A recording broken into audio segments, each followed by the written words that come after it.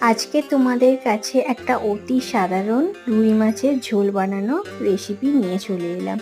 মাছটাকে ভালো করে ধুয়ে নিয়ে নুন হলুদ মাখিয়ে নিলাম, আর লম্বা লম্বা করে আলু আর ঝিঙে দিয়ে ভালো করে কেটে নিয়ে ধুয়ে রেখে দিলাম। তারপরে মাছগুলোকে বেশ লাল লাল করে ভেজে নিলাম।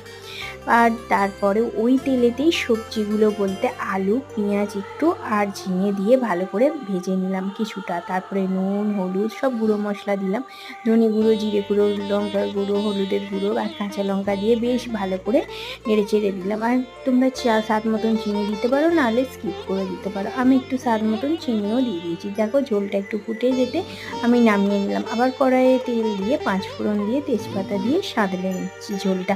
তারপর সাঁতলানো হয়ে গিয়েছে। এবারে ঝোলটা ফুটে ওঠার আগে আমি একটু গোলমরিচের গুঁড়ো আর মাছগুলো দিয়ে ভালো করে ফুটিয়ে নিয়ে এবার নামিয়ে নিচ্ছি। এইরকম ঝোল করলে ভালো খেতে টেস্ট